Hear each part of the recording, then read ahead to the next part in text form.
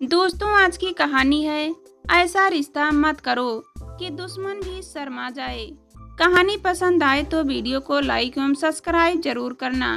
Restaurant खरीदने के बाद नेमीचंद के दर्शन दुर्लभ हो गए। पहले कुशल क्षेम पूछ लिया करता था, धीरे धीरे नेमीचंद उनकी कहानी से गायब हो ही गया। गणदेशी संपत्ति के चक्कर में कितने ही परिवार आपस में लड़ झगड़ कर बिखर गए और दोस्त समय को देते रहे। ऐसे ही परवीन और नवीन थे तो सगे भाई, लेकिन रिश्ता ऐसा कि दुश्मन भी शर्मा जाए। रार ऐसी कि एक दूसरे को फूटी आंखें ना सुहाए। फिर एक दिन कहते हैं, समय राजा को रंक रंक को राजा बना देता है। कभी यह अधूरा सच लगता है, जब हम गलतियां करते हैं तब करनी को समय से जोड़ देते हैं। इस कहानी के किराएदारों के साथ कुछ ऐसा ही हुआ। दो सगे भाई एक दूसरे के दुश्मन बन गए। जब तक माँ बाप थे, रेस्टोरेंट अन्नपूर्णा का शहर में बड़ा नाम था। रेस्टोरेंट खुलने के देर रात तक ग्राहकों का तांता लगा रहता, फुर्सत ही ना मिलती। पैसों की ऐसी बरसात मानो एक ही जगह बादल फट रहे हों। समय हमेशा एक सा नहीं रहता, करवटें बदलने लगा। बाप का साया सिर से क्या उठा। भाइयों में प्रॉपर्टी को लेकर विवाद शुरू हो गया। किसी तरह जमा पूंजी का बंटवारा हो गया, लेकिन पेंच रेस्टोरेंट को लेकर फंस गया। आपस में खींचातान चलती रही। घर में स्त्रियां झगड़ती रही। बाहर दोनों भाई, एक कहता मैं लूंगा, दूसरा कहता मैं। खबर को पंख लगे। उधर रिश्ते के मामा नेमीचंद के कान खड़े हो गए। बिना विलंब किए वह अपनी पत्नी और बड़े बेटे को लेकर उनके घर पहुंच गया। बड़ी चतुराई से उसने ज्ञानी व्यक्ति की तरह दोनों भाइयों, उनकी पत्नियों को घंटों अध्यात्म की बातें सुनाई।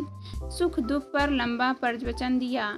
जब देखा कि सभी उसकी बातों में रुचि ले रहे हैं, तब वह मतलब की बात पर आया। आपस में प्रेम भाव बनाए रखो, जिंदगी की यही सबसे बड़ी पूंजी है। रेस्टोरेंट तो बाद की चीज है।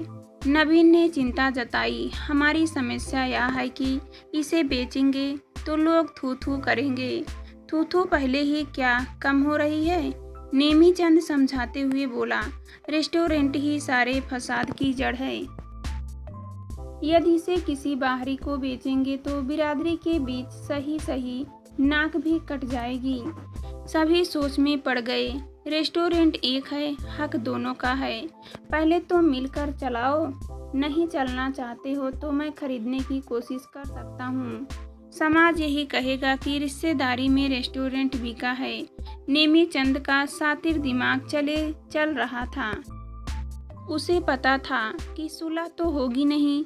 रेस्टोरेंट दोनों ही रखना चाहते हैं, यही उनकी समस्या है।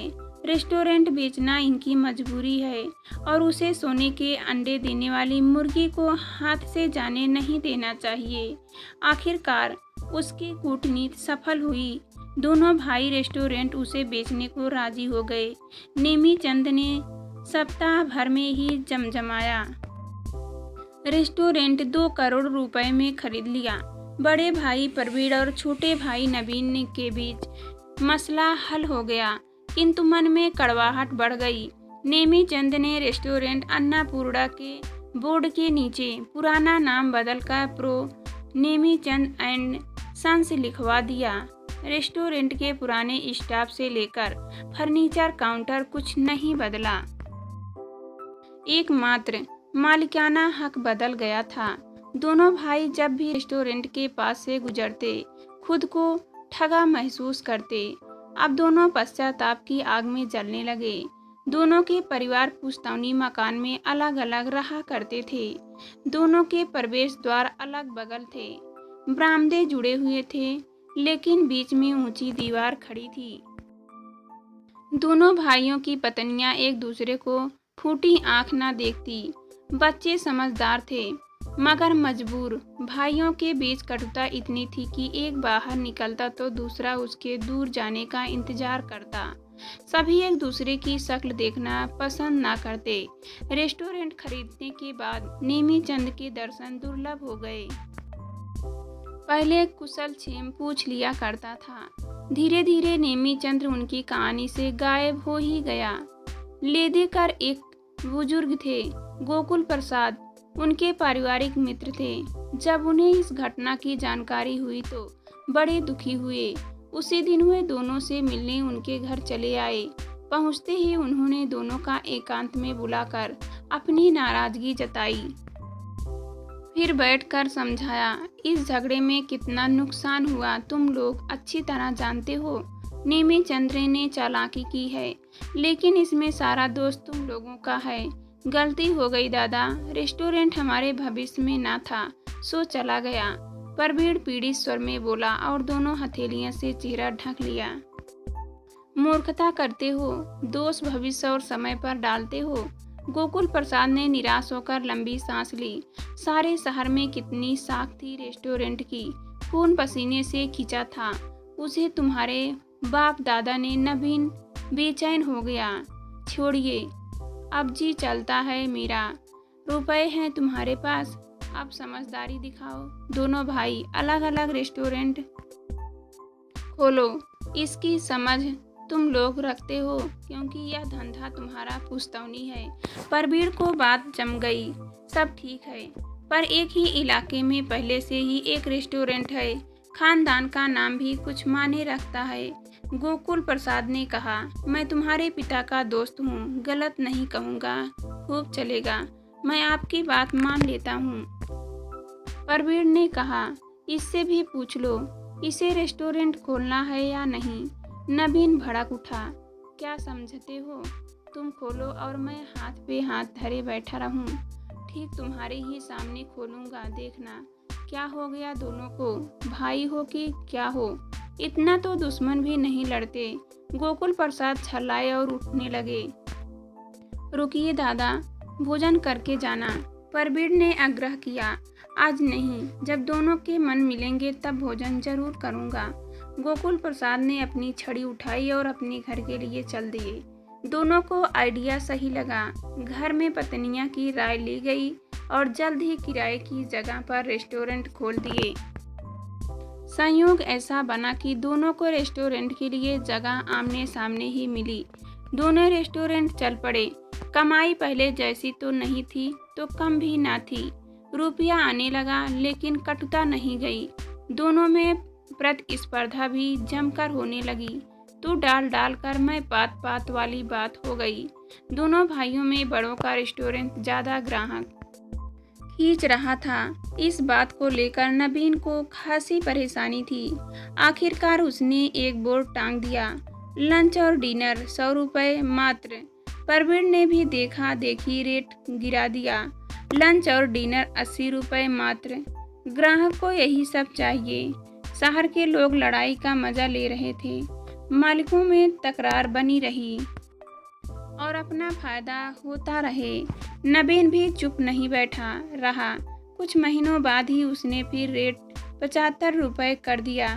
मजबूरन परवीर को 60 रुपये पर आना पड़ा। इस तानातानी में 6-7 महीने गुजर गए और आखिर में दोनों रेस्टोरेंट के शटर गिर गए। परवीर से सदमा बर्दाश्त न हो पाया।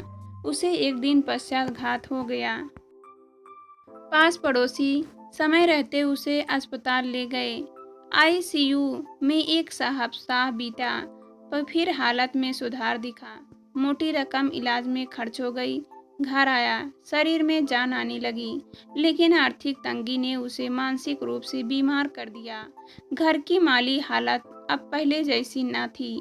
पहले ही झगड़ों में काफी नुकसान हो गया। नवीन की एक बेटी थी मनु। जब भी उसे अकेला पाती मिलने चली जाती। कई दिनों के बाद बरसात आज थम गई थी। आसमान साफ था। परवीर स्टिक के सहारे लॉन में टहल रहा था। मनु ने उसे देखा तो गेट खोलकर भीतर आ गई। उसने स्नेह से मनु को देखा और बड़ी उम्मीद से कहा, बेटी पापा से कहना कि ताऊ जी एक जरूरी काम से मिलना चाहते हैं। मनु ने हाँ में सिर हिलाया और फिर पैर छूकर गेट पर खड़ी स्कूटी को फुर्ती से स्टार्ट किया और कॉलेज के लिए निकल गई। धूप ढलने लगी। तब मनु कॉलेज से लौटी। नवीन तब ड्राइंग रूम में बैठा चाय की चुस्कियां ले रहा था। मनु ने किताबें रैक पर रखी और पापा के सामने वाले सोफे पर जाकर बैठ गई। पापा, आप कल दिन भर कहाँ थे? उसने पूछा। क्यों, क्या हुआ? ऐसे ही पूछ रही हूँ। मनु ने सोफे पर बैठे हुए आगे की ओर शरीर झुकाते हुए कहा। मोहल्ले में एक बुजुर्ग की डेथ हो गई थी, इसलिए जाना पड़ा। नवीन ने बताया। आपको वहाँ जाने की ज़रूरत क्या थी? उसने पास पड़ोसी रिलेटिव से तो रहे ही होंगे। मनु ने प्रश्न किया। कैसी बेवकूफ़ों वाली बातें कर रही हो?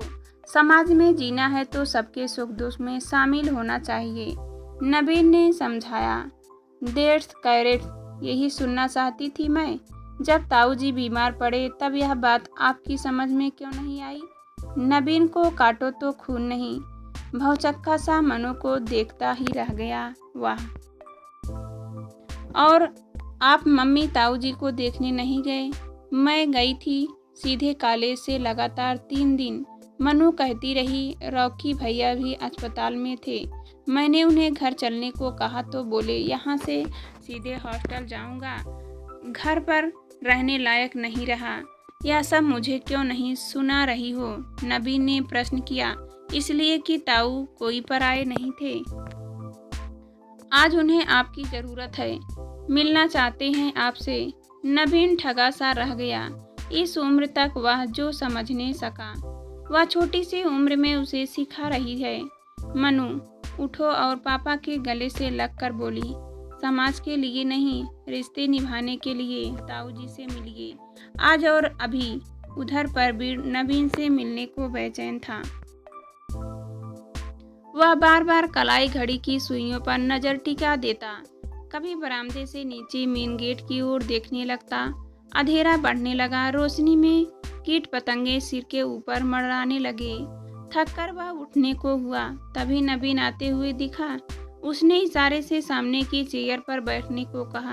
नवीन कुछ देर असहज खड़ा रहा। मस्तिष्क में मनु की बातें रह रह कर दिमाग में आ रही थी। वह आगे बढ़ा और चेयर को खींचकर अनमना सा बैठ गया। दोनों बहुत देर तक खामोश रहे। आखिरकार नवीन ने औपचारिकता बस पूछा, तबीयत ठीक है? अब उसने हाँ कहते हुए असल मुद्दे की बात शुरू कर दी। मुझे पैसों की सख्त ज़रूरत है।